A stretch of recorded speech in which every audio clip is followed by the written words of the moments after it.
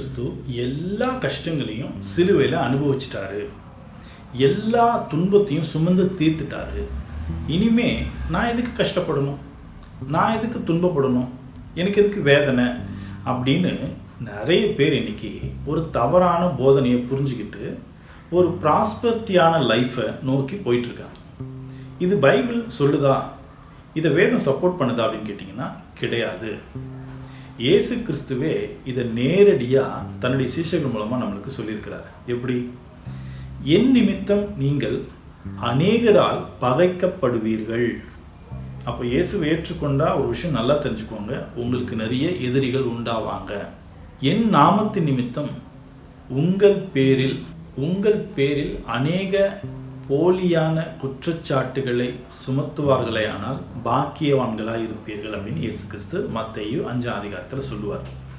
அப்போது இதில் நம்ம என்ன புரிஞ்சுக்கலாம்னு கேட்டிங்கன்னா, இயேசு கிறிஸ்துவை ஏற்றுக்கொண்டு அவருடைய மார்க்கத்தில் நடக்கிற நபர்களுக்கு பொய்யான குற்றச்சாட்டுகள் நீங்கள் இருக்கக்கூடிய இடத்துலேருந்து உங்கள் மேலே வரும். அது உங்களுடைய சபையாக இருக்கலாம், உங்களுடைய குடும்பமாக இருக்கலாம், நீங்கள் வேலை செய்கிற இடமா இருக்கலாம், அல்லது உங்களுக்கு சம்பந்தமே இல்லாத நபர்கள் மூலமாக கூட பிரச்சனைகள் வரலாம். அப்போது இப்படிலாம் கஷ்டப்படுறதுக்கு எதுக்கு பிரதர்? ஒன்றும் பயப்படாதீங்க. இப்படி எந்த மாதிரி கஷ்டங்கள் வந்தாலும் அந்த கஷ்டத்துலேருந்து உங்களை காப்பாற்றுறதுக்கு இயேசு கிறிஸ்துவும் பரலோகத்தில் இருக்கிற தூதர்களும் உங்களை சுற்றி நிற்பாங்க. அவங்கள மீறி உங்கள் மேலே ஒரு தூசி கூட படாது. இதை நம்ம எப்படி பார்க்கலாம்? பவுல் ஒரு இடத்துல சொல்லுவார், கிறிஸ்துவின் அன்பை விட்டு என்னை பிரிப்பவன் யார்?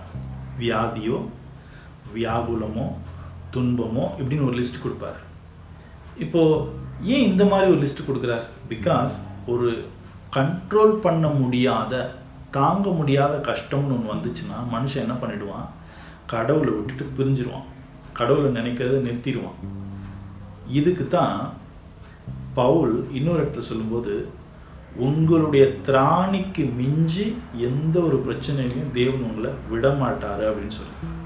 அப்போது பிரச்சனை எங்கேருந்து வரும்னு கேட்டிங்கன்னா, இந்த உலகத்திலேருந்து கட்டாயமாக நமக்கு பிரச்சனை வரும். வந்தால் தான் நீங்கள் அவருடைய அடிச்சு விடலை நடக்கிறீங்க அப்படிங்கிறதே உண்மை. கிளியராக புரிஞ்சுக்கலாம்.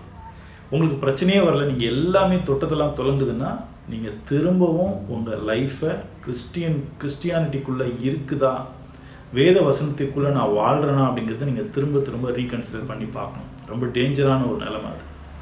கஷ்டங்கள் தான் ஒருத்தர் கிறிஸ்துவை ஃபாலோ பண்ணுறாரு, கிறிஸ்துவர் கூட இருக்கிறாருங்கிறதுக்கான முதல் தரமான, அவர் கிறிஸ்து கூட நெருங்கி இருக்கிறாரு அப்படிங்கிறதுக்கான முதல் அடையாளம்.